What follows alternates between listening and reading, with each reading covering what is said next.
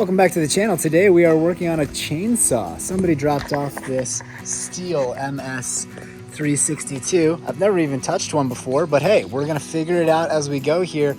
I guess it's non-running and needs some attention. So pretty simple machines, usually just pull start, carbureted. He said that it's got really good gas in it. He said he's already been paying top dollar for like the branded fuel, so that shouldn't be the main issue. I'm assuming it's gonna be carburation or spark. So let's get some covers off and see what we can see.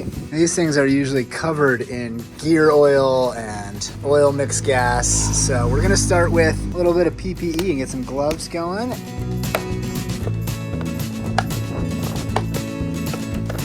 Just that easy.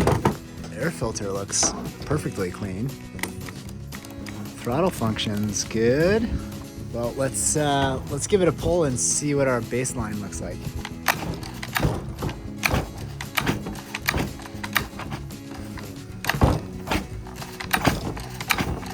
We do have one of these little compression release buttons. So when you push it, it opens up compression to be less and makes it easier to pull start.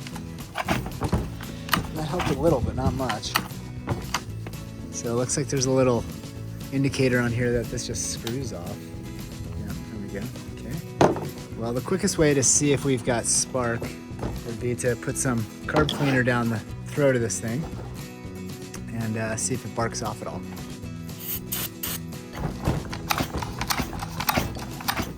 It doesn't even really want to pull that easy. I think we should pull the plug. Just make sure that the cylinder's lubricated because it is not pulling very easily. This is an MGK, so that's good. Let's get a little lubrication down into the cylinder. Good old double DD, double 40. All right, now we should have no compression plus lube. This should be easy. Barely. Oh, let me put this thing on the ground.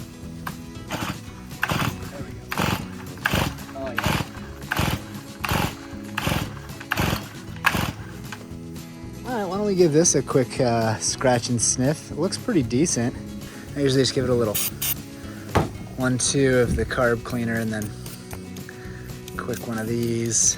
Freshen it up for the ball, you know. One more. That should take whatever carbon's on there off. Looks good.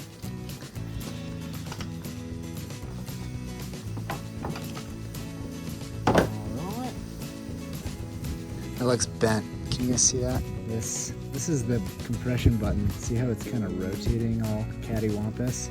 Looks like it took a smack. I'm wondering if that's killing compression on this thing. If this doesn't bark off with carb cleaner, we're gonna do a compression test really quick. And my first suspect is gonna be this wonky button.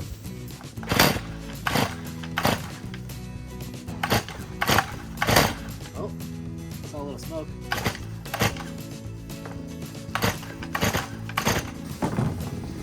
Make sure it's got fuel in it. It does. It's plumb full.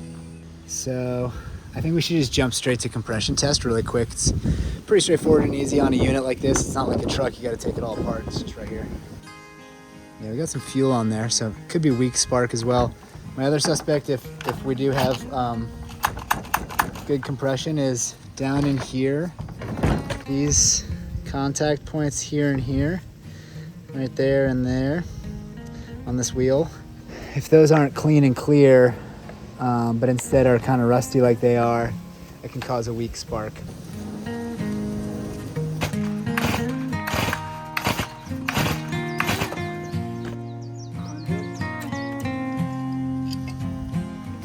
All right, while we're in here, might as well just check for spark.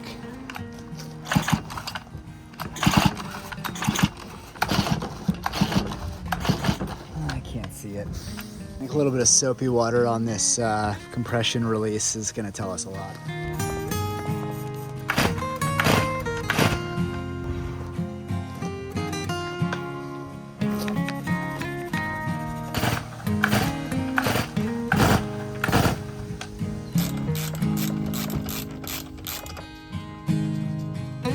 So this is a button that's on a lot of small engines that if you push it, it opens this little valve, and then when it pops back after the engine starts running, it reseats compression there. And I just wanted to check to make sure that this is actually coming back in and out, because like I showed you, it's so bent up.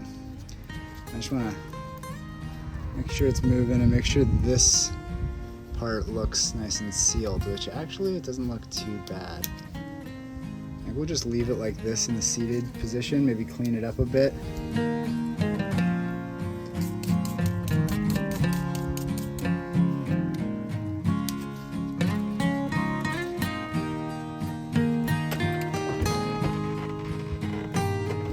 At this point, I think we have a spark issue. Let's pull up in this area where the stator should be and see if all the wires coming off the coil are okay.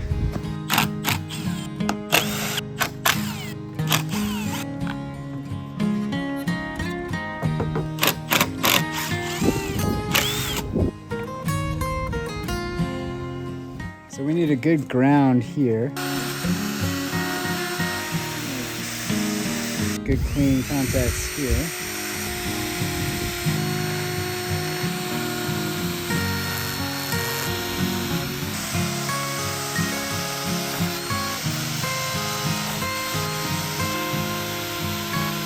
So what I did there was just clean all the contacts where it's reading the magnet going by on this little guy. Clean up the grounds on this little guy where it contacts the bottom there. And also I went a little deeper in cleaning up the magnet so that it can see when it spins past on this flywheel. Let's put it back together.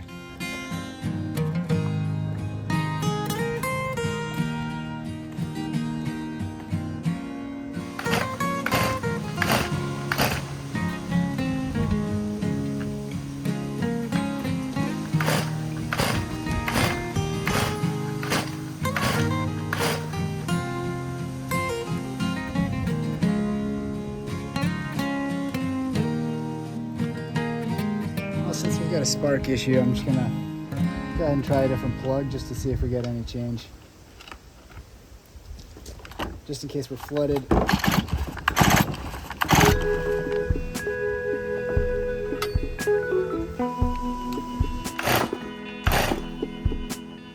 don't know why, but there's a couple wasps who are very interested in this chainsaw right now, so I'm just gonna let them do their thing for a minute.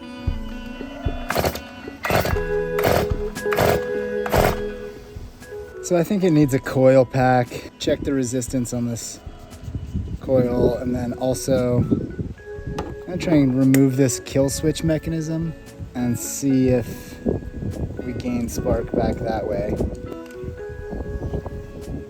So I'm essentially just trying to isolate what system the problem is in, and I'm now taking out the entire kill switch system. So if it does run, I know that the problem is in the kill switch system, that it's grounding this out somehow. And if it doesn't run, since I've already changed the plug, the only thing left is the coil itself. So process of elimination. Let's see if she goes.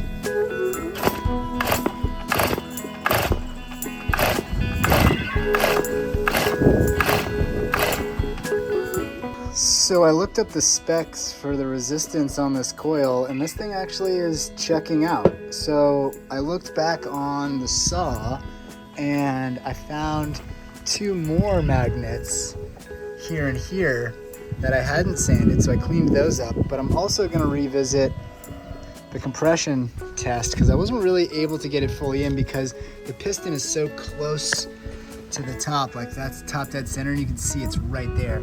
And the length of this reader is quite long compared to the length of what these spark plugs are doing, so it was contacting.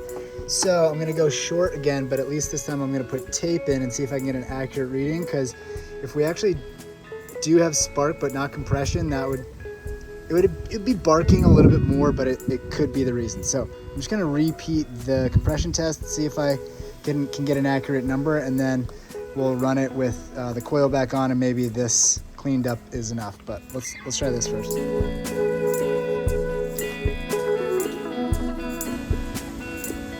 That should run. This time I'm gonna try just a folded up piece of tape to act as the gap.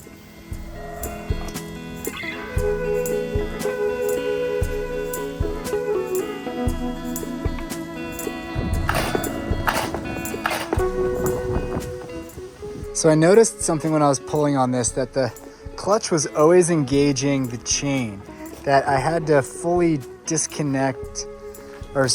engage the chain in order for it to spin a little bit more easily. And so I disconnected the entire clutch system. And if you look on the clutch, these are like weighted clutches. So there's these weights that spin around, and look, one of them is broken off. This one. You can see the carnage. There's the little missing piece. So this clutch was constantly engaging the drive line, which was adding extra tension to the whole drive line. So I bet that if I pulled on it now, it would spin a little quicker and maybe engage better the igniter. Let's try.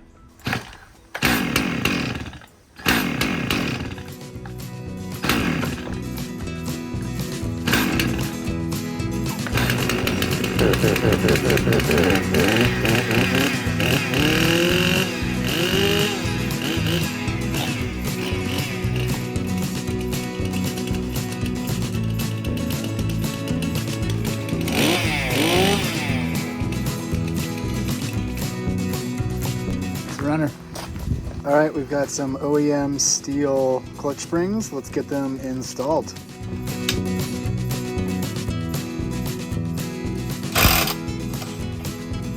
So these are the three that we're going to swap. So before I took it apart, I noticed that the springs were all facing down on all three, so I'm going to try and replicate that. I have the springs in, but I'm having trouble getting this thing in, so maybe I should have put this in first. I don't know, let me see.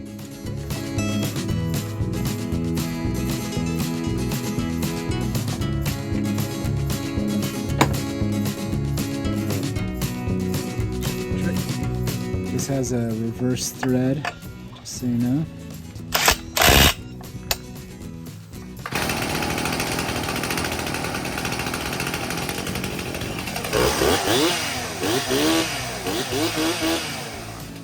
All right, well, there we go. I put the saw all back together and it's functional now. I think the diagnosis at the end of the day was that it had a broken clutch spring, and that was jamming everything up in the clutch assembly and locking the engine to the drive line. So when I took that all apart, that's when it was able to spin free, get the speed it needed to be able to create spark, which is odd because I should have seen it happen even when I was pulling as hard as I was.